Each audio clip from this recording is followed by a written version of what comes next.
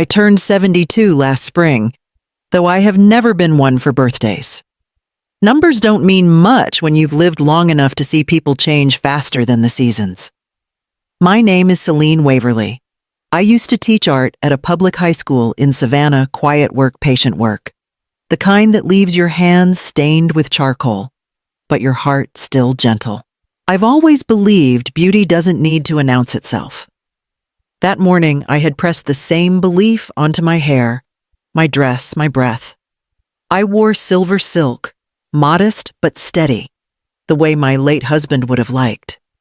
The mirror told me I looked composed, though my reflection felt like someone else's mother, someone who still mattered. The lakeshore ballroom smelled of lilies and new paint. Someone was tuning a violin behind the doors, a trembling note that hung in the air like hesitation. I walked past tables covered in crystal and linen until I reached the seating chart. The cards shimmered under soft light, white ink, gold borders, every name neatly listed in looping script. When I found mine, it was at the very bottom corner, Mrs. Selene Waverly hallway section. At first, I thought it was a mistake. I scanned again, expecting to find another card, something closer to the room where laughter was already beginning to bloom. But there was nothing. An usher led me down a narrow corridor that smelled faintly of cleaning spray. He stopped beside a folding chair, tucked next to a door marked storage. "This is you, ma'am," he said softly, almost apologetic. I looked at the single chair, the plain table beside it, the empty air where flowers and conversation should have been. "It's just for a little while, Mom." The voice came from behind me. I turned, and there she was, my daughter Irina. Veil draped over one shoulder, bouquet trembling slightly in her hand. She looked every bit the bride she had dreamed of being. Her smile was perfect, practiced bright enough for photographs. She didn't wait for my answer. She was already turning away, drawn toward the light and the people who fit better into her version of the day. I stayed where I was. Guests passed through the hall now and then, glancing in my direction with polite confusion. One woman murmured something about overflow seating as if I were an afterthought made of fabric and breath.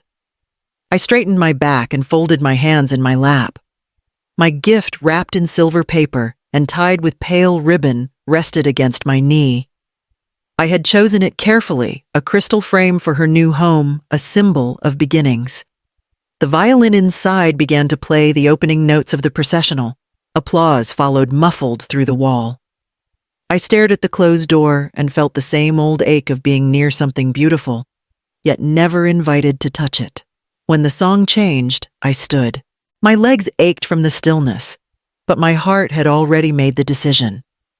I lifted the gift, pressed it against my chest, and walked back down the corridor.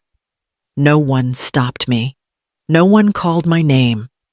By the time the ballroom doors opened again, my seat was empty, and I was already halfway through the parking lot breathing air that finally belonged to me. The hallway stretched longer than I remembered, its pale lights buzzing faintly above me. Each step I took made the sound of my heels echo against tile, too loud, too sharp, like an accusation. A server carrying a tray of champagne flutes paused as I passed. Our eyes met for a second, and in his hesitation, I saw understanding, maybe pity. He looked away first. At the end of the corridor, a door marked "Service" led to the back of the building. I pushed it open, and cold evening air rushed in, smelling faintly of the river. Music seeped through the walls behind me, a violin dissolving into laughter. Outside, a young valet was lighting a cigarette near the side gate. He straightened when he saw me. "Ma'am, the ceremony's about to start." "Did you want me to—" "I'm fine," I said, smoothing the sleeve of my dress. "Just needed some air." He nodded quickly, unsure whether to believe me. The parking lot shimmered with reflections from the chandeliers inside a false daylight cast onto asphalt. I walked slowly, the gift pressed against my stomach. My fingers left faint creases in the silver wrapping paper. A woman in a headset, A coordinator maybe hurried past me toward the loading area. When she recognized my face, she faltered. "Mrs. Waverly, you're not supposed to be out here. The seating was perfect," I said, my voice even. Exactly where it needed to be. Her mouth opened to reply, then closed again. I spared her the discomfort and kept walking. When I reached my car, I unlocked it and placed the gift gently on the passenger seat. The box looked small in the dark interior, the ribbon pale against the leather. I rested my hands on the steering wheel but didn't start the engine. For a long moment, I just sat there watching through the windshield as tiny figures moved behind the ballroom windows. From where I was parked, I could see the glow of the chandeliers rippling across the water. The sound carried faintly clapping a burst of laughter, the beginning of vows I was never meant to hear. I whispered to myself, "Not again." The words came out before I knew I'd spoken. I hadn't said them in years, not since another dinner, another room where my seat had been conveniently forgotten. Different faces, same pattern. Every time I'd stayed quiet to keep the peace. Tonight, peace didn't feel worth keeping. The door creaked open behind me. "Mrs. Waverly." The voice was male, uncertain.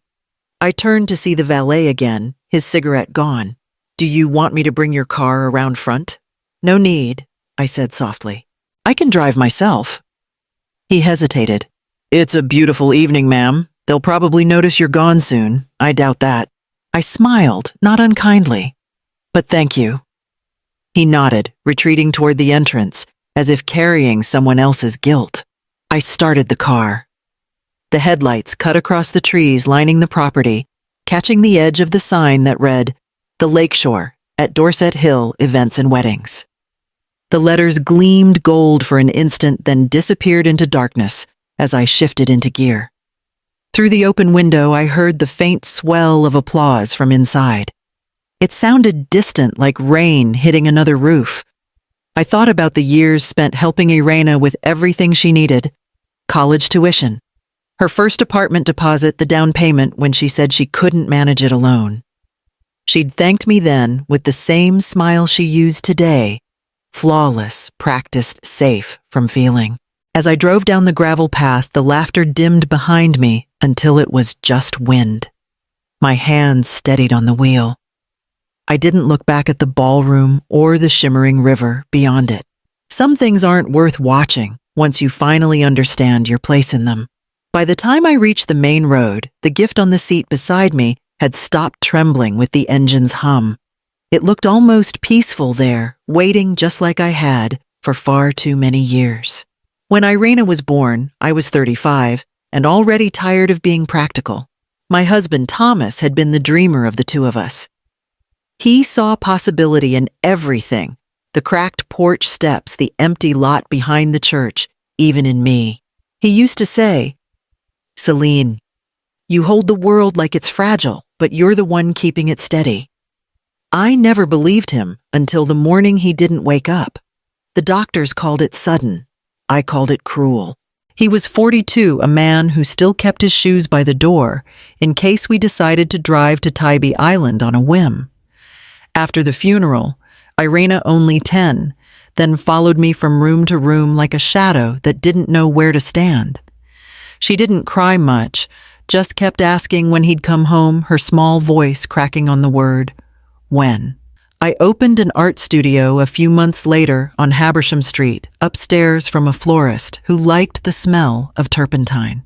We lived in the small apartment above it, 2 rooms, one with a leaky window, the other filled with canvases that never sold for more than a few $100s. But it was ours. The days smelled of paint and lilies. The nights hummed with music from the bar across the street. Irena grew up among color. She'd sit on the floor with her crayons while I worked, insisting on mixing her paints with mine. Her laughter filled the place like sunlight through cracked glass. On her 10th birthday, we baked a cake together, vanilla with strawberries, because that's what Thomas used to make. I remember her licking frosting off her fingers, declaring, "When I'm big, I'm going to make everything beautiful." Beautiful doesn't always mean expensive, I told her. She didn't hear me then. Maybe she never did. Years later, when she started designing events, I thought it was a natural evolution of what she'd seen growing up, the color palettes, the small touches that made people feel something. But her world grew glossier than mine ever had. Her first big contract came from a hotel chain that paid her nearly $50,000 for a single weekend. She told me over dinner, eyes shining, "Can you believe it, Mom? They said I have taste." "You always did," I said. "It just used to cost less." She laughed, but there was an edge to it. The art studio never earned much, but it gave me peace. When the city started redeveloping, Habersham property taxes rose, and I was forced to sell. I thought moving into a small condo near the river made sense, less upkeep, fewer stairs. Irina visited once, stood in the doorway of my new living room, and looked around as if I'd confessed a crime. "So, you sold Dad's house?" she asked, voice clipped. "I sold our house," I corrected. "I couldn't afford it anymore." Her face hardened. "You could have told me. It was part of him." "It was bricks, Irina. He's not in the walls." That was the first time she truly looked at me like a stranger. After that, her calls came less often. Holidays, birthdays, sometimes not even then. She became busy always with a client or a flight to somewhere else. I'd see her work in the local paper, lavish weddings, grand openings, her name in the fine print below the photographs. Once, I tried to surprise her by visiting one of her events. She was directing staff in a ballroom full of orchids and marble. When she saw me near the doorway, she smiled politely but didn't come over. Later that night, she texted Mom, "Next time, just call first." It looked unplanned. That word stayed with me. Unplanned. I turned off the phone, cleaned my brushes, and tried not to notice the quiet. The girl who once mixed her paints with mine now lived in a world where every shade was chosen to impress someone else. Somewhere between her laughter and her silence, love had changed shape. It wasn't gone, but it had learned to hide where it couldn't embarrass her. Success changed Irina's voice before it changed her address. It happened so quietly, I barely noticed word-smoothed vowels stretched a little longer, as if she were practicing how to sound like money. When she first told me about Nathan, she called him refined the way other women said handsome. They'd met at a charity gala she designed for one of Savannah's wealthiest families, the Caldwells, old Savannah money. Houses with gas lamps, servants' quarters still standing from before the war, dinner parties that began with champagne and ended with gossip disguised as laughter. "He understands me," she said over brunch one morning. "He's not ordinary." "Neither are you," I answered, smiling. But she was already checking her phone. By the time they were engaged, her schedule belonged to someone else's calendar. Invitations, menus, vendor calls. It was all work, always urgent. I tried not to take it personally. She was building a career, and careers were hungry things. Still, every time we spoke, her tone held a kind of distance, as if she were speaking across water. When she invited me to meet Nathan's parents, I spent too long choosing what to wear. I settled on a navy dress, pressed but modest, with the pearl necklace Thomas gave me for our 10th anniversary. Their house sat on a hill in the historic district, framed by oaks dripping with Spanish moss. The driveway curved like something drawn for a magazine. Irina met me at the door, her posture perfect, her smile practiced.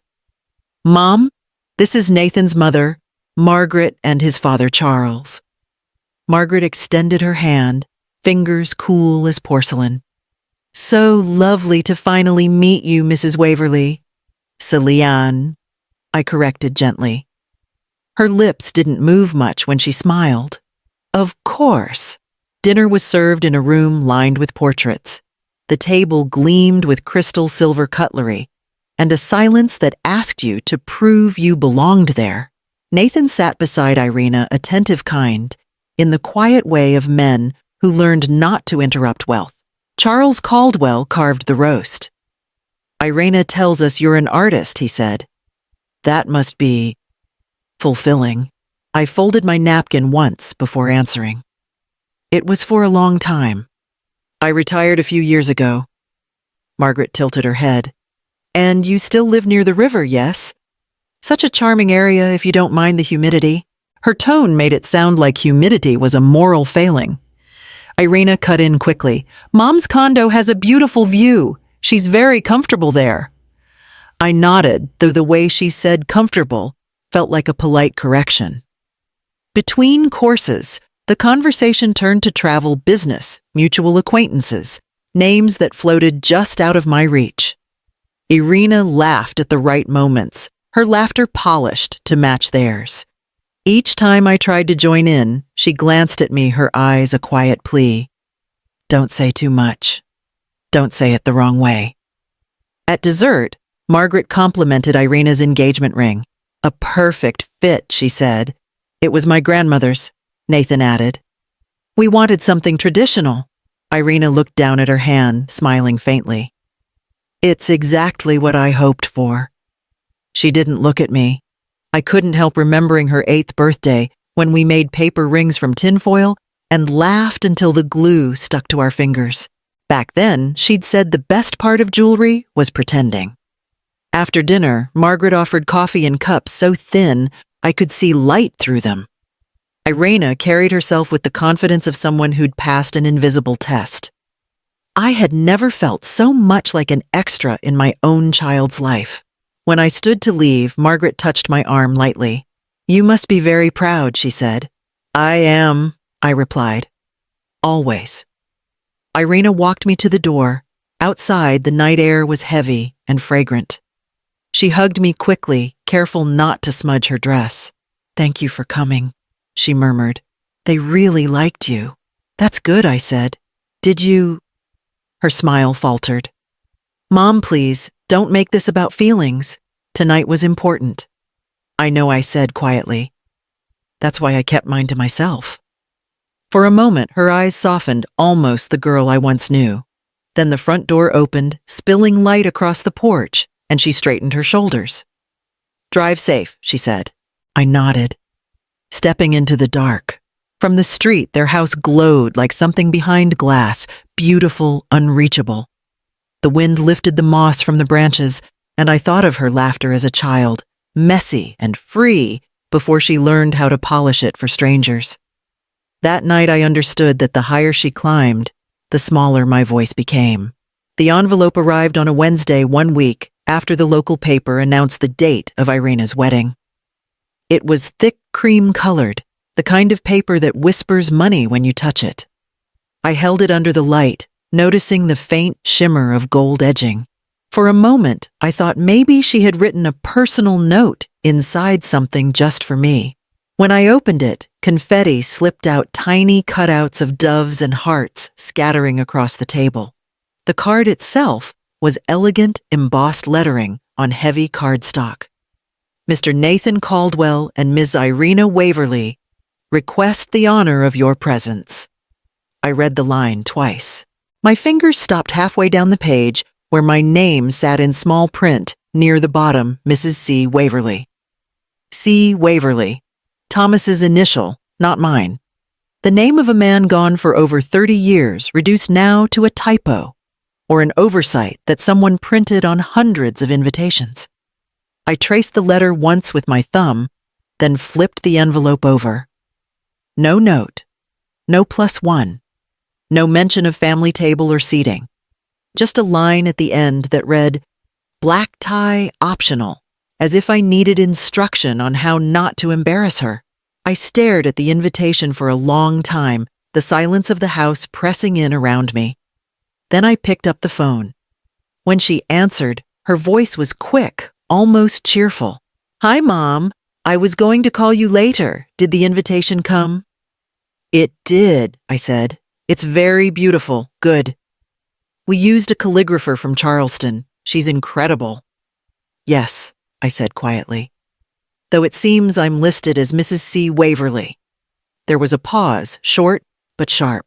Oh, that must have been a printer mistake. The designer handled that part. I see. I'll let them know, but it's not a big deal, right? Everyone knows who you are. Of course, I said. I just thought you might want to correct it before more go out. They've already been mailed, she replied, her tone thinning.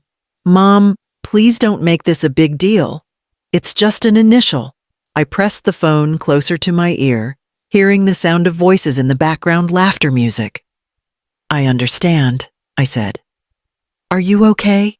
She asked after a moment, as if the question itself were an obligation. I'm fine. I lied. The ceremony's at Lakeshore, right? Yes, it's going to be perfect. Nathan's family is handling most of the guest arrangements, so you don't need to worry about a thing. Her words landed like polished stones, smooth, heavy, impossible to hold.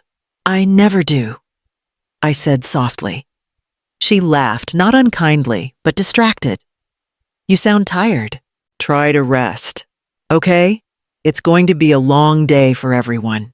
Yes, I said. It usually is. When the call ended, the house felt quieter than before. I placed the invitation back on the table, smoothing the crease I'd made with my thumb. The gold ink shimmered faintly, spelling a name that wasn't mine anymore. Later that night, I poured myself a cup of tea and reread the card. My hand drifted to the corner where the RSVP line waited blank and expectant. Will attend. Regretfully decline. I checked the first box with careful penmanship. It didn't feel like agreement. It felt like proof that I could still show up even when she made me small. The next morning, I sealed the reply envelope and placed it in the outgoing mail. As it slid into the slot, I caught my reflection in the metal small gray, but steady. The kind of woman who kept her promises even when they hurt. When I closed the mailbox door, the sound echoed faintly, like the soft snap of something final. The rehearsal dinner was held at the Magnolia Room downtown, one of those places where the napkins are folded like swans and the servers wear gloves. I arrived on time, 6:30 sharp, because Irina had written it that way on the itinerary she sent by email. Just family and close friends, she'd said. Keep it simple. When I stepped inside, music played softly from a corner speaker. The room buzzed with laughter and the kind of chatter that fills expensive air. Every table was set with crystal glasses and pale roses, but as I scanned the room, I realized no one was waiting for me. A young hostess approached. May I help you find your seat? Yes, I said. Selene Waverly, the bride's mother. Her expression flickered polite confusion, rearranging itself into apology. Let me check. She flipped through a list, tracing the page with a manicured finger. I don't see your name, but there's standing space near the back for family overflow. Overflow. I smiled thinly. That'll do. I walked to the far corner near the buffet where the staff waited with trays of hors d'oeuvres. One of them, a boy who couldn't have been older than 20, offered me a flute of champagne. I took it not because I wanted to drink, but because it gave my hands something to hold. Across the room, Irina glowed in cream silk, her laughter ringing above the hum of conversation. She looked beautiful, confident. She had every piece of her future lined up like the tables polished and symmetrical. When she finally noticed me, her smile wavered. She excused herself from a group of women in matching pearl earrings and crossed the room. Mom, you made it, she said, breathless, leaning in for a quick hug that didn't quite touch. I did. Lovely place, I said. I thought we sent your seating card. You did not. Oh, maybe it got mixed up in the shuffle. She glanced around. Well, it's fine. You can sit by the bar for now. Dinner's almost over anyway. For now, I repeated the word, sticking to my tongue. Nathan appeared beside her, adjusting his cufflinks. Mrs. Waverly, he said warmly. I'm so glad you came. Selene, I corrected gently. And thank you, Nathan. Everything looks beautiful. He smiled, then glanced at Irina as if waiting for permission to say more. You raised quite a daughter. She raised herself. Irina cut in lightly, a joke, for the audience she thought was listening. Didn't you? Mom, I nodded once. Seems that way. Someone called her name from across the room. She turned relieved. I have to go handle the slideshow. Just make yourself comfortable. I will, I said. Don't worry about me. She hesitated, then kissed the air beside my cheek before walking off. From where I stood, I could see her bridesmaids whispering, glancing toward me. One of them leaned closer to another and murmured, "That's her mom." The other giggled, hand covering her mouth. The sound landed like static in my chest. A few minutes later, Nathan came back alone, holding a small plate. "Here," he said quietly. "Try the chicken skewers. They're good." I took the plate from him. "You're kind." He shifted uncomfortably. "I'm sorry about the mix-up. Irina's been under pressure." "She's always under pressure," I said softly. "Even when no one's pressing." He looked at me for a long second, but didn't answer. Then he nodded, murmured something about checking on the guests, and slipped away. I stayed near the staff for the rest of the evening, eating slowly, pretending not to notice the curious glances. Every so often, someone would approach me with the politeness reserved for strangers. "How do you know the bride?" "I'm her mother," I'd say, and watch the quick change in their eyes that flicker between embarrassment and disbelief. When the speeches began, Irina thanked the people who shaped her life and named her mentors, friends, and Nathan's parents. My name never came up. I finished my champagne, set the empty glass on a tray, and slipped out through the service door before dessert. The night air was cool against my skin, sharp enough to keep me steady. On the drive home, the city lights blurred through the windshield. I didn't feel angry, not exactly, just hollow in the quiet way that comes after recognition. I whispered the words under my breath, not as a promise, but as a truth I could finally stand to say. Never again. 3 days before the wedding, someone knocked on my door just as I was finishing my morning tea. When I opened it, a young man stood there holding a thick white envelope pressed to his chest. He looked flustered the way people do when they know they've made a small mistake. "Delivery for Mrs. Caldwell," he said. I frowned. "You're at the wrong building." He double-checked the label. "Unit 4B, River Point Condos." "That's me," I said. "But I'm not Mrs. Caldwell." He shifted the envelope from one hand to the other. It came from Bloom at Forsyth the florist. "Says urgent wedding delivery." Something in the name made my stomach tighten. Irina's florist. I almost handed it back, but curiosity reached faster than manners. "I can get it to her," I said. "Appreciate it, ma'am." He smiled with relief and hurried off, leaving the scent of fresh lilies clinging to the paper. Inside, I set the envelope on the counter. It was heavier than it looked. The flap had already been half opened, sealed again with a strip of clear tape. I told myself I shouldn't look, but Irina's name was written across the top in bold black ink, followed by mine. Client Selene Waverly, account reference Selene Waverly. My hand went cold. I slipped the papers out. Dozens of printed invoices, flowers, table arrangements, lighting rentals, catering contracts. The totals ran across the bottom of each page, numbers that blurred before I could finish reading them. $10,000. $15,000. Another for nearly 20. All charged to a single account mine. I sat down hard on the kitchen stool. My breath felt trapped somewhere behind my ribs.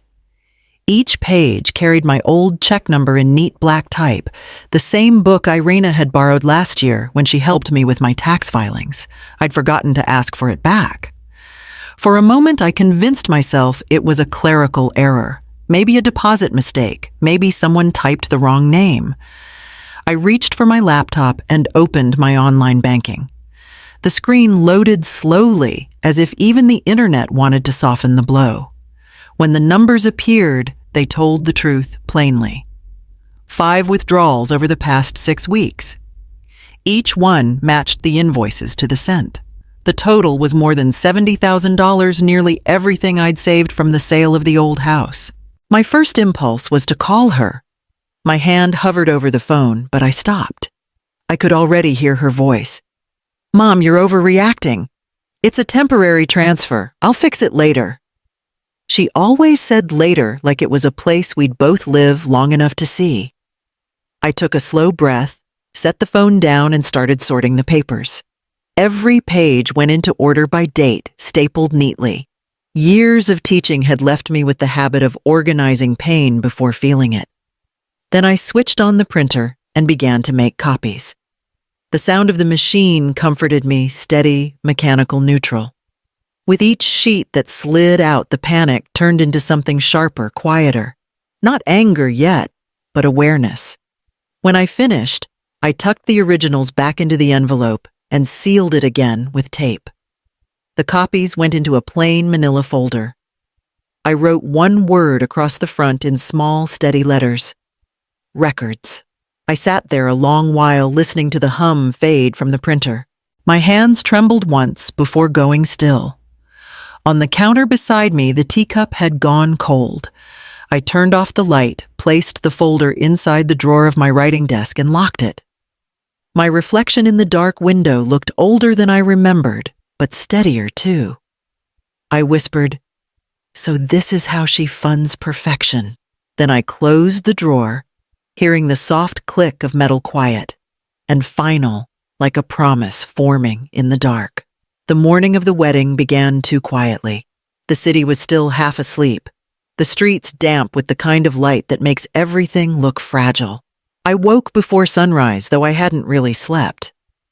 My mind had been moving all night, slow, steady, deliberate. On the table, the folder waited where I'd left it, its edges sharp against the polished wood. I placed my hand on it for a moment, feeling the weight of what sat inside: 5 copied invoices. 5 reasons to stop pretending.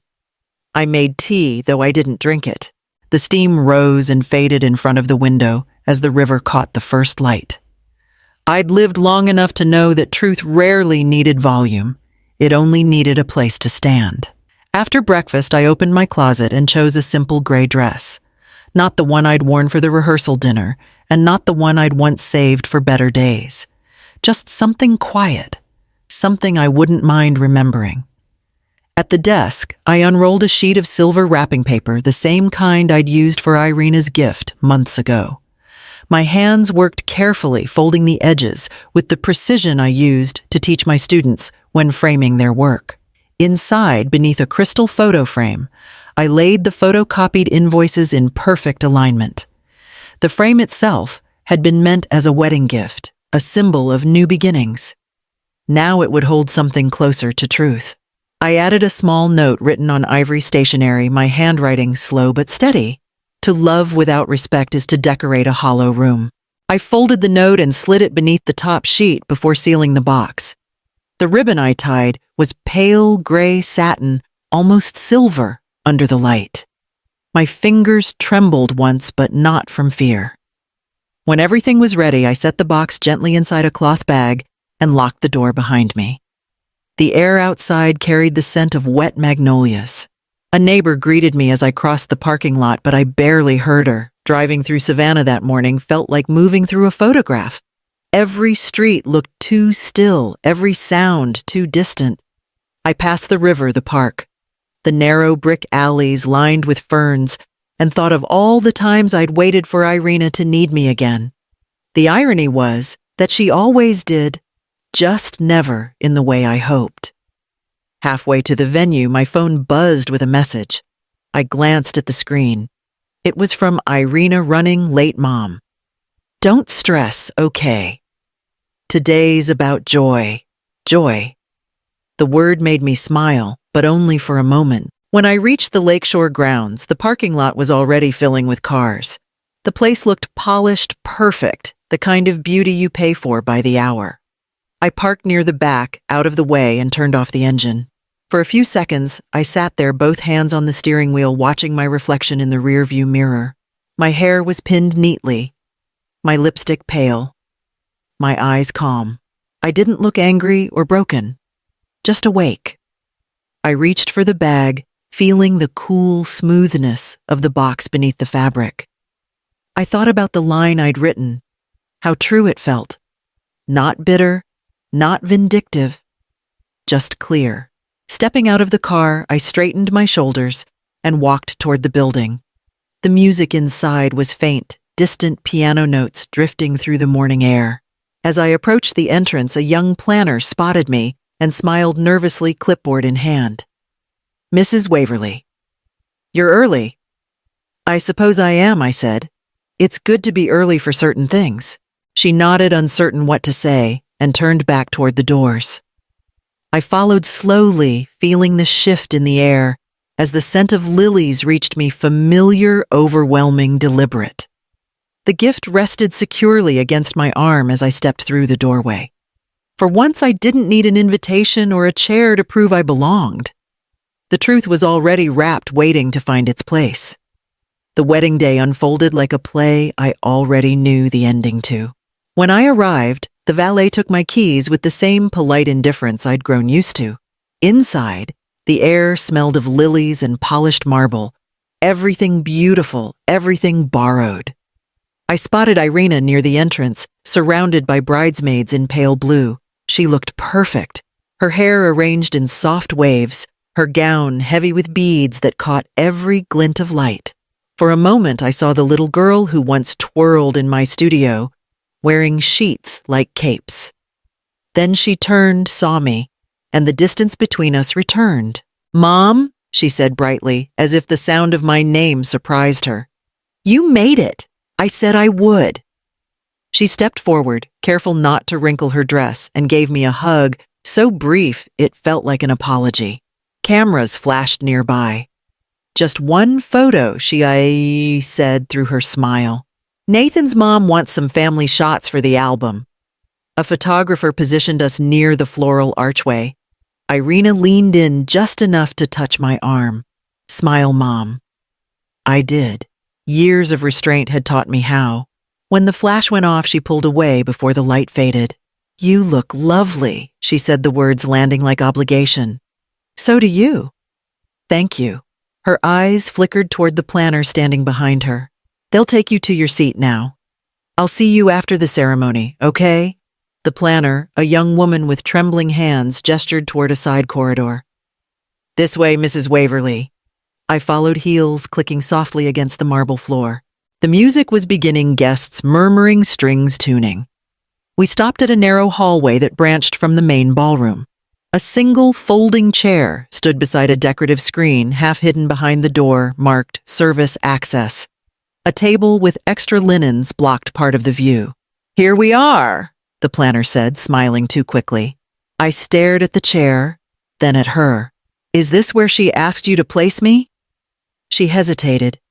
"It's just for a little while. The room's full, and we had to keep the aisle clear." I nodded slowly. "Of course. Logistics." She blushed, mumbling something about coming back later, and hurried away. I set my purse on the small table and sat. From where I was, I could see fragments of the ceremony through the crack in the door. White chairs, guests turning in unison, the gleam of a chandelier. I could hear the laughter, the quiet hum of admiration that followed my daughter wherever she went. After a few minutes, Irina appeared again, bouquet in hand, veil lifted for adjustment. She saw me sitting there, paused and tilted her head. "Oh, Mom, they put you here. Don't look like that.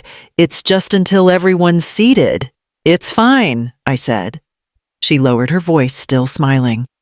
"You know how these things go. Nathan's family, well, they're particular about order. I didn't want to cause any confusion." Her tone was careful, her eyes bright with control. There was satisfaction in her calm. "I see," I said. "You've always been good at order." "Please don't start," she whispered. "Not today. I can't have tension before I walk down that aisle." "Don't worry," I said, standing. "You won't." The bouquet trembled slightly in her hands. "Mom, just please don't make a scene." I reached out and straightened the ribbon on her flowers' fingers, brushing the silk she'd chosen instead of satin, because satin wrinkles in photos. "No scene," I said quietly. "You taught me well." Before she could answer, the planner called her name from the doorway. Irina straightened, smoothing her dress. "Thank you for understanding," she said, and hurried away. I stood alone in the narrow hallway, the sound of the orchestra swelling from the ballroom. My seat remained empty, waiting. I picked up my silver gift bag from the table, ran my hand once over the ribbon, and turned toward the exit. My heels made the same small echo they had the night before. No one saw me leave, but for the first time I didn't mind. The quiet that followed felt less like absence and more like freedom. I walked down the corridor with the sound of music behind me. Violins, polite laughter, the clinking of glass. Every note felt lighter the farther I got from it.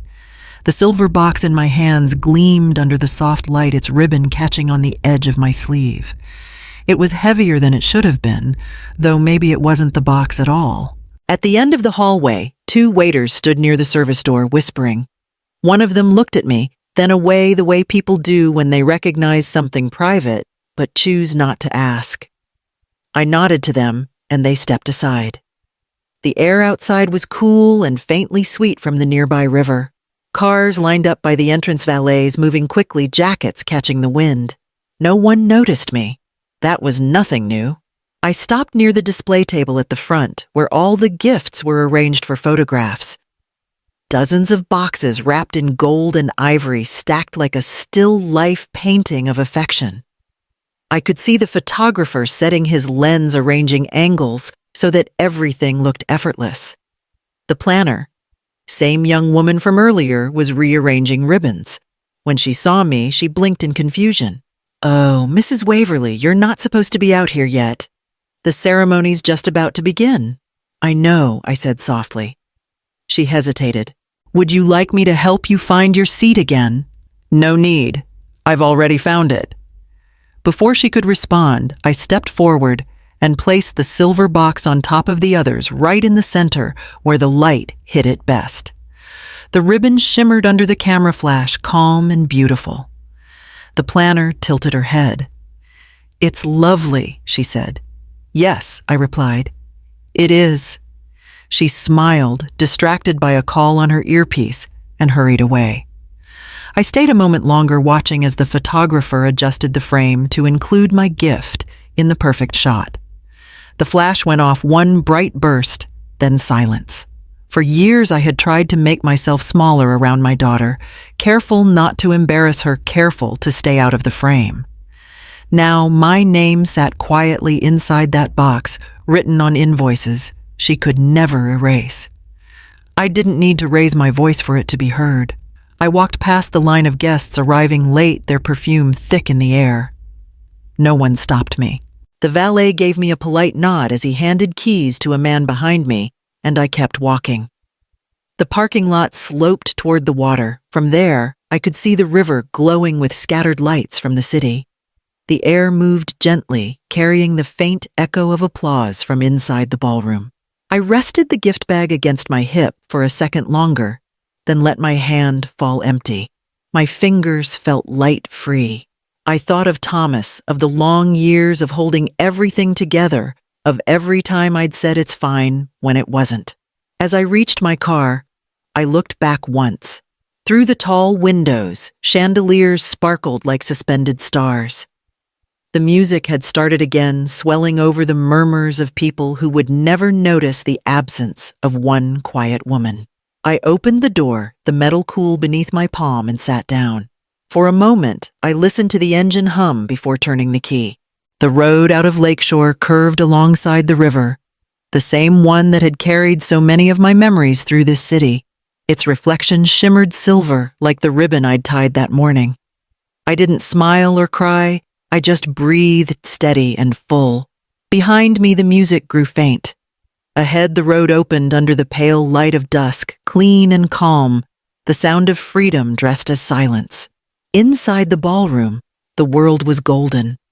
Chandeliers burned like small suns, laughter rising and falling like the music beneath it. Glasses clinked. Waiters moved in rhythm. The applause from the last toast still hung in the air when Irina took Nathan's arm and turned toward his mother. "You've done beautifully, darling," Margaret Caldwell said, pressing a napkin to her lips. "Every detail is perfection. Just perfection." Irina smiled, cheeks glowing under the soft lights. "Thank you, Margaret. I wanted everything to feel timeless." Nathan nodded absently, adjusting his cufflinks. You've outdone yourself. Across the room, the planner was gathering gifts into one polished arrangement near the photo display. Boxes shimmered under the lights, gold ivory, and one wrapped in silver. Be sure to get a few shots of the gift table, Margaret called to the photographer. It looks exquisite. Yes, ma'am. He moved closer, focusing his lens on the centerpiece stack. The silver box caught the light first. The planner frowned slightly, shifting the arrangement so the ribbon faced forward. This one's lovely, she murmured. Simple, but elegant. Irena overheard and turned toward the table, curious. Whose is that? From Mrs. Waverly, I think, the planner said, glancing down at her clipboard. It was already placed here when I came in. For a moment, Irena's expression faltered. Then she straightened the smile, returning to its practiced place. Oh, Mom loves understated things. Nathan reached for a glass of champagne, handing one to her. You should be proud, he said. Even my parents are impressed. I am proud, she answered, though her voice trembled slightly. Everything turned out exactly right. The photographer crouched, taking another picture. The camera clicked softly as the silver ribbon gleamed in each flash. Margaret leaned closer to Irena. Your mother looked very elegant earlier, she said. Such grace. Yes, Irena replied, forcing a laugh. She always keeps things simple. Nathan smiled faintly. She seemed quiet. She's used to small crowds, Irena said quickly. This kind of event can be overwhelming for her. Margaret patted her hand. Still, you've given her something to remember. A mother never forgets her daughter's wedding. Irena's gaze drifted toward the doorway where the echo of heels had disappeared moments before. For a brief second, the light from outside caught her eyes, reflecting something uncertain, like the memory of a sound she couldn't quite place. The planner returned with another stack of cards. Shall I open one for a display photo? Just one, Irena said, voice smooth again. Choose whichever looks best. The planner hesitated, eyes scanning the pile. Her hand hovered over the silver box, then moved on to a gold one instead. That one, Margaret said, gently pointing. The silver catches light beautifully. The planner smiled nervously and nodded. Yes, ma'am. The silver box was lifted onto the center of the table. The photographer stepped forward again, adjusting the focus. All right, ready, 1, 2, flash. The camera's burst froze everything for a heartbeat. Irena's perfect posture, Nathan's polite pride, Margaret's approval, the planner's careful hands. And beneath the silver ribbon unseen, beneath the crystal frame, the copied invoices waited, still silent, certain. Inside the room erupted in another round of applause as the couple was called to the dance floor. Outside, the sound of my heels had already faded down the walkway, swallowed by the wind from the river. The music swelled, laughter followed, and no one noticed the small gap my absence left behind. But silence once planted doesn't stay empty for long. The music softened as dinner ended, replaced by the hum of voices and the click of champagne flutes. Somewhere near the stage, the planner whispered to the videographer, excitement in her tone. We should film an unwrapping moment, something spontaneous for the feed. Irena caught the idea immediately. That's perfect, she said. Everyone loves those little behind-the-scenes touches. The guests turned toward the gift table, eager for something charming to watch before the first dance. The silver box, still shining under the lights, was lifted to the center. The videographer crouched low, camera steady. Go ahead, the planner said, smiling. Start with that one. It's so elegant. Irena brushed her hands over the ribbon. Whose is this again? From your mother, Nathan said, looking at the small tag. Her smile wavered for half a second. Right. Of course. She slipped a manicured finger under the knot and pulled. The ribbon fell soundlessly across the table. The paper gave way with a soft tear. The lid lifted. Inside lay the crystal frame gleaming under the chandeliers. For a moment, it looked harmless, beautiful even. Then the note fluttered forward, landing face up beside it. The planner leaned closer. Oh, it's engraved, she said cheerfully. For decency. How lovely. She stopped. Nathan's mother, Margaret, had already stepped closer, her eyes fixed on the papers beneath the frame photocopies, folded neatly, edges sharp against the satin lining. She reached out fingers, brushing the top sheet. The logo on the header was unmistakable Bloom at Forsyth. The music faltered, a violinist missing a beat. What is this? Margaret asked quietly. Irina frowned. Probably a receipt or something. Mom loves little metaphors. Margaret didn't move. Her eyes scanned the first page, lips tightening. These aren't metaphors. Nathan took the papers from her hand, his brow furrowed. Invoices. 5 of them. Addressed to... He stopped. To your mother. That's impossible, Irina said quickly. She doesn't even have an account with them. Margaret's voice turned low, precise. These are withdrawals from her checking account. Large ones. Guests leaned forward, the chatter dimming into uneasy silence. Someone laughed softly, thinking it was a misunderstanding. Irina reached for the papers, but Nathan pulled them back. You used her checks. Her face flushed, the perfect polish of her smile, cracking. Nathan, stop. This isn't what it looks like. Margaret held up the note. To love without respect is to decorate a hollow room. She read it slowly, the words falling heavy into the quiet. Irina shook her head. She's being dramatic. She probably misunderstood. She always does. Nathan's jaw tightened. These numbers don't misunderstand. I was going to pay her back, she said, her voice breaking through the music that had started up again by accident. I just needed to cover deposits. Everything's temporary until the client reimbursements clear. Margaret's hand came down sharply on the table. You used your mother's savings for your wedding. Irina's mouth opened, then closed again. Around them the guests had gone still. Forks paused midair, glasses half lifted. Nathan lowered the papers, his tone soft, but final. You could have told me. I was going to, she whispered. After today, I didn't want to ruin it. The photographer's flash went off a mistake, one bright burst freezing her expression. Shock, guilt, defiance. Nathan looked toward his mother. Margaret said nothing. She only folded the note once and placed it back inside the box. When Irina finally looked up, her eyes darted toward the doorway, as if expecting me to appear to rescue her from the weight of her own choices. But I was already gone. The room stayed quiet long enough for everyone to hear the music stop for good. Then someone whispered, that was her mother's. And just like that, the applause from earlier turned into silence, heavy, watching, waiting. The truth once opened did not need words to explain itself. It had already chosen its witness. From what I later heard, the ballroom had gone so quiet that even the chandeliers seemed to stop trembling. The laughter, the polite applause, the chatter that had filled the room, gone, replaced by the sound of fabric shifting and someone's nervous breath. Nathan stood beside the gift table, papers still in his hand. His voice wasn't loud, but it carried through every corner. You told me your mother insisted on paying for the floral design. Irina blinked, her mouth opening and closing without sound. She did, she said finally, the words uneven. She offered. I told her I'd cover it later.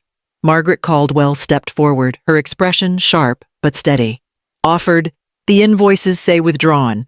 Your mother's account was used for all of it. Irina's tone rose, desperate. You think she didn't plan this?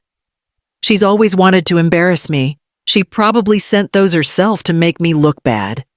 Nathan held up one of the papers. They're bank stamped. Your handwriting's on the checks. Her face flushed a deeper red. That doesn't mean anything. She must have copied my signature. She's done strange things before. Gasps moved through the guests like a wave. The planner, pale and uncertain, approached from the edge of the crowd. Excuse me, she stammered. I should clarify something. All eyes turned to her. She held out her clipboard, hands trembling. I have the payment log for the event, Mrs. Waverly's routing number was used for all deposits.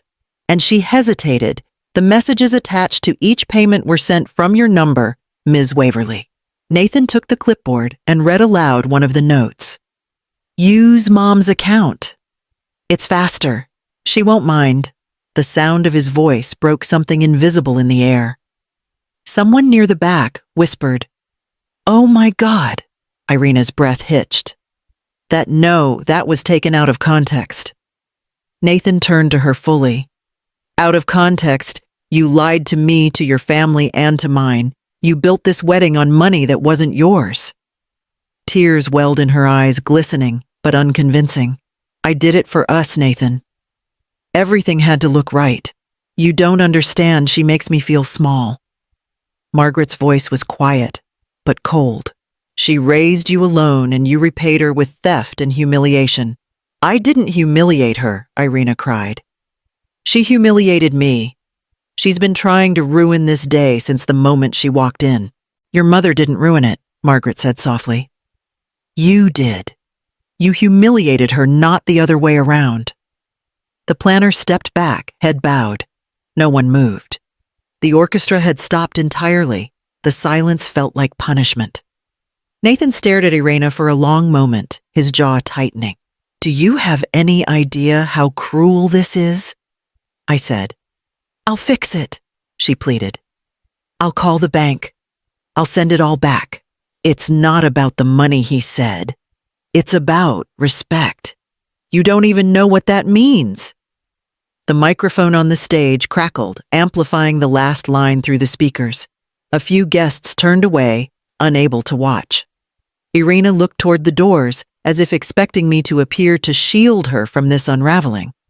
But I was nowhere in sight. Margaret laid her hand on Nathan's arm. Come with me, she said quietly. There's nothing left to say in front of them. He nodded once, still holding the invoices.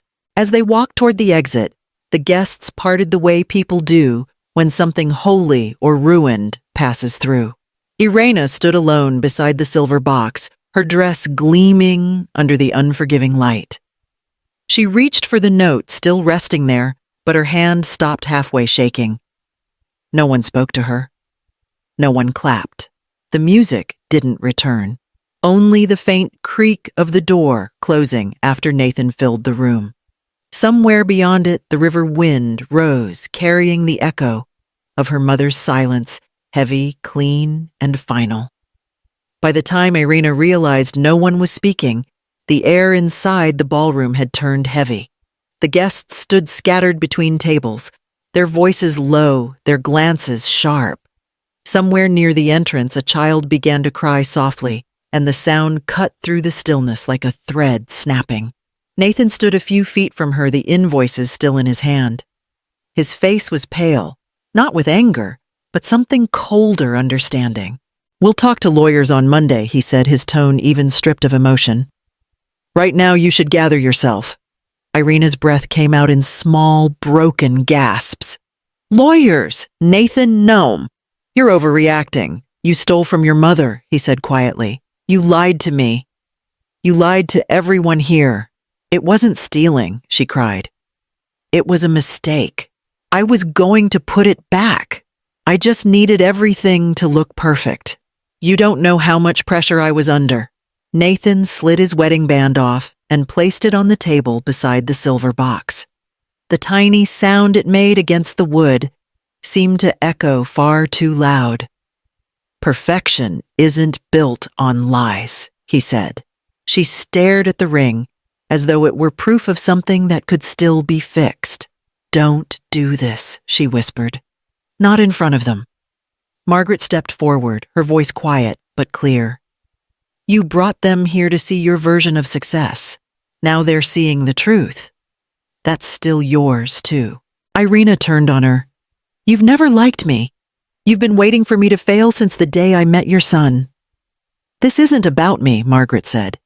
It's about the woman who humiliated her own mother to impress strangers.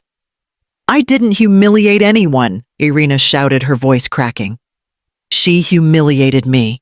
She never supported me, she never believed in me, and she wanted this to happen. Margaret's reply was gentle but final. No, dear. She wanted you to grow. Irina's shoulders shook. Nathan, please. Please just tell them you believe me. He didn't move. I believed you for too long. Her hands reached for him, but he stepped back. We'll settle the accounts, he said. And we'll end this quietly. The musicians at the far end of the room began packing their instruments without being told. The planner whispered something to the staff, and they began clearing plates in silence. When one of them reached the gift table, she hesitated, then pulled a white cloth from her apron and laid it gently over the pile of boxes. The crystal frame beneath the silver wrapping glinted once before disappearing under the fabric. Irina stood motionless, her makeup streaking down her cheeks. The crowd began to disperse, voices murmuring like waves retreating from shore. No one said goodbye. Margaret placed a hand on Nathan's arm and guided him toward the exit. Before leaving, she turned back to Irina. Your mother may forgive you someday, she said softly, but the rest of us don't have to. When the doors closed, the silence felt enormous. The chandeliers flickered above her, their reflection fractured in the glossy floor. She pressed both hands to her face, but the sob that escaped was too loud, too raw to hide. The planner approached slowly, eyes downcast. Ms. Waverly, she said, almost in a whisper. Do you want me to call someone? Family, maybe? Irina shook her head, her voice small. No one's coming. The planner hesitated, then turned off the last of the lights near the dance floor. One by one, the tables disappeared into shadow. Only the chandelier above the center of the room stayed lit. It cast a pale circle of light that fell directly over Irina, still trembling, surrounded by flowers that no longer looked alive. When the music finally stopped playing for good, the silence that replaced it wasn't gentle. It was heavy, clean, and final. That was the sound justice made when it arrived. The car engine hummed softly beneath my hands as I drove along the curve of the river. The sun had slipped behind the trees, leaving the water streaked with silver and shadow. I had taken this road hundreds of times after work, after arguments, after quiet dinners. But it had never felt like this. The box was gone. The weight that had sat beside me all morning had left with it. I thought that would feel empty, but it didn't. It just felt still. Halfway across the bridge, I slowed. The faint echo of music carried through the open window, violins, muffled applause, the kind of sound that usually meant happiness. Then through it, another sound broke. A scream. It came sharp and sudden, slicing through the soft air of the evening. It wasn't long, but it was deep, the kind of sound that starts in the chest and tears its way out. For a moment, it was impossible to tell whether it was grief or anger or both. The sound carried over the water, then faded into nothing but wind. I didn't flinch. I didn't turn the car around. I just kept my eyes on the rippling surface of the river, the reflection of the ballroom's lights trembling like candle flames about to go out. For a long time I sat there, my hand resting lightly on the steering wheel. The scream had ended, but something inside me felt quieter than it had in years. I thought about Irina's first cry when she was born, how terrified I'd been that she wouldn't breathe, how relieved I'd felt when she did. That sound had meant life. This one meant something else entirely. I let out a slow breath and whispered, "Some screams aren't from pain. They're from truth meeting daylight." The words didn't feel cruel. They felt right. The wind picked up, brushing against my face through the half-open window. Across the water, I could see guests leaving in clusters of dark suits and glittering dresses. Their laughter muted, their steps quick. The night had swallowed its spectacle, leaving only the small sounds of engines and voices that no longer matched the music inside. I shifted the car into drive, my fingers steady. The headlights cut across the gravel as I turned onto the main road. Savannah stretched ahead of me, familiar, imperfect, alive. As the ballroom lights disappeared in the rearview mirror, I realized I wasn't waiting for anything anymore. Not forgiveness, not explanation. Only peace. The river ran beside me for another mile, reflecting the faint glow of the moon. I watched it quietly, letting the rhythm of the road and the water blend until they sounded like the same thing, motion release beginning. I didn't smile. I didn't cry. I just breathed. By the time I reached the next bend, the music, the laughter, even the scream had faded completely. What remained was the simplest thing of all silence that finally belonged to me. The morning after the wedding, my phone wouldn't stop ringing. It started before sunrise numbers I didn't recognize, then my sister-in-law, then a cousin I hadn't spoken to in 5 years. Each call buzzed against the table one after another like waves that refused to break. I didn't answer any of them. The local paper's website had already posted the headline, "Socialite Wedding in Savannah Ends in Scandal." I didn't click. I didn't need to. The truth once spoken didn't need an audience. I dressed slowly, put on my old walking shoes, and left the apartment. The air was soft and cool, the kind of quiet that follows storms. In Forsyth Park, the fountain was running its rhythm steady against the sound of footsteps and morning birds. People were out with coffee cups and dogs, living as if nothing had changed. Near the corner, a woman stood behind a cart covered in buckets of flowers, roses, lilies, wild sprigs of something green and fragrant. I stopped, drawn by the colors. "Morning, ma'am," she said with a smile. Looking for something cheerful, I nodded, picking out a small bunch of white tulips. "Just these." She wrapped them carefully in paper, tying them with a strip of thin ribbon the color of silver. As I handed her the cash, I noticed the extra bit of ribbon she trimmed away. "May I keep that?" I asked. She blinked, surprised, then smiled. "Of course." I folded the short piece of satin into my coat pocket. It felt smooth between my fingers. Familiar, the same kind I'd used to tie the gift that started everything. By the time I reached the bench near the fountain, my phone buzzed again. This time it was a voicemail. The name on the screen made me pause. "Nathan." I pressed play. His voice was low, careful. "Mrs. Waverly, Selene. I wanted to say I'm sorry for the way they seated you. I didn't know. You deserved better." There was a short silence before he added, "Whatever happens now, I hope you find some peace." The message ended with a soft click. I sat there holding the phone loosely in my hand. The tulips rested beside me, petals trembling in the breeze. "So am I," I whispered.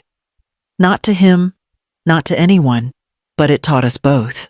I watched the light move through the water, scattering across the fountain's mist. Somewhere nearby, church bells began to ring, the slow, deliberate kind that marked endings and beginnings at once. I stood, holding the flowers close. The ribbon in my pocket brushed against my palm, smooth as forgiveness, weightless as truth. Then I turned toward home, ready to walk without looking back. A year passed quietly. The seasons turned without ceremony, and I learned to measure time by smaller things, the way the morning light reached the kitchen floor, the rhythm of the church bells drifting across the river. On my 73rd birthday, I set the table for 3. Nothing fancy, just the blue plates I'd kept from the old house, a roast in the oven, a bottle of wine breathing beside the sink. My neighbors Marjorie and Elaine arrived right on time, carrying a chocolate cake that looked more joyful than any store-bought one could. "You didn't have to cook, Selene," Marjorie said, kissing my cheek. "I like feeding people who don't pretend to be full," I said, smiling. They laughed, settling in. Conversation came easy, small things, kind things. Elaine talked about her garden, Marjorie about her grandson's first job. It was the kind of evening where nothing was forced, where every pause felt natural. In the middle of the table, one chair remained empty. On the plate before it lay a folded napkin tied with a small silver ribbon. A card rested on top, for lessons learned. Neither woman asked about it. That was the gift of older friends. They understood that some things were invitations to silence, not questions. When the meal was done, I poured the last of the wine and lifted my glass. "To getting older," I said. Marjorie chuckled. "To surviving it, you mean?" No, I said softly, to earning it. They clinked their glasses to mine. I waited until the sound faded before continuing. Respect doesn't expire with age. It only deepens for those who earn it. The room grew still for a moment, the kind of quiet that feels like understanding. Elaine smiled. That's true, Selene. That's very true. Outside, the sky was turning to amber. The river shimmered beyond the window, calm and endless. The same water that once carried the echo of a scream I no longer needed to remember. I watched it for a while, the soft motion of light over the surface. After dessert, Marjorie and Elaine hugged me goodbye at the door. Next week, dinner's on us, Marjorie said.